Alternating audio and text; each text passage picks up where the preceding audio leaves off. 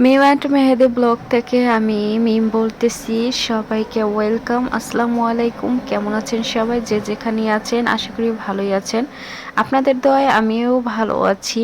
আজকে আপনাদের সাথে একটি ব্লগ নিয়ে চলে আসলাম। সেটি হচ্ছে অনেক মজারভাবে কচুর শাক দিয়ে চিংড়ি মাছ কিভাবে রান্না করলে অনেক সুস্বাদু এবং মজার হয়। চলুন তাহলে দেখে নিই কিভাবে রান্না করলে খুবই মজার হয়।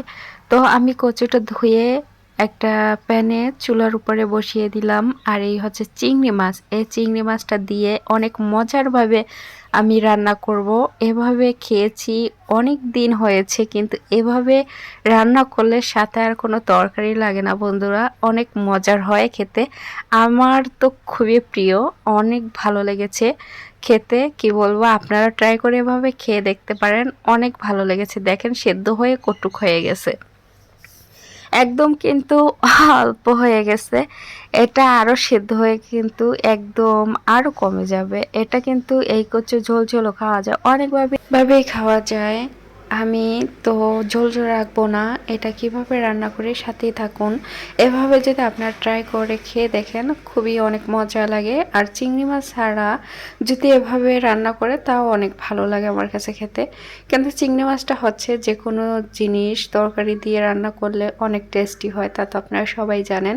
আর যাদের আর কি অ্যালার্জির সমস্যা তাদের তো কি বলবো। আর আমার হচ্ছে অ্যালার্জির সমস্যা আছে, চিংড়ি মাছ খেলে হচ্ছে একদম চুলকানি কি বলবো। আর এই কচুটা হচ্ছে কোনো চুলকায় না, এটা আর কি মিষ্টি মিষ্টি একটা কচু বলে। এটা কি কচু তা আমি নাম জানি না। তো যাই হোক, আপনাদের সাথে আমি শেয়ার করতেছি। কচুটা আমি উঠিয়ে রেখেছি, আর চিংড়ি মাছ, পেঁয়াজ, রসুন এগুলো আমি আর কি তেলে ভেজে নিচ্ছি ব্রাউন কালার করে। তারপর হচ্ছে কচু কিভাবে কি করব অবশ্যই সাথে থাকুন।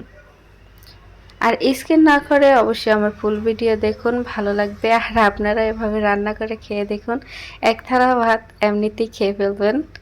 তো আমি এভাবে করে কচুটা দিয়ে দিলাম। এই যে দেখেন কি সুন্দর হয়েছে দেখতে, মাশাআল্লাহ। আর খেতেও কিন্তু খুবই মজার হয়েছিল। তো আজকে আমার ব্লগটা কেমন লেগেছে আপনাদের সাথে শেয়ার করলাম। অবশ্যই কমেন্টে জানাবেন আপনাদের মতামত। আর নতুন হয়ে থাকলে আমার পেজটা ফলো করে যাবেন, ইউটিউব হয়ে থাকলে চ্যানেলটা সাবস্ক্রাইব করে পাশে থাকবেন। ইনশাল্লাহ আপনাদের পরিবারে আমি চলে যাব। আর যদি ভিডিও দেখে কমেন্ট না করেন তাহলে আমি কিভাবে আপনার পরিবারে যাব বলেন আপুরা ভাইরা? আপনাদের কাছেই এটা ছেড়ে দিলাম। তো দেখেন কি সুন্দর হয়েছে,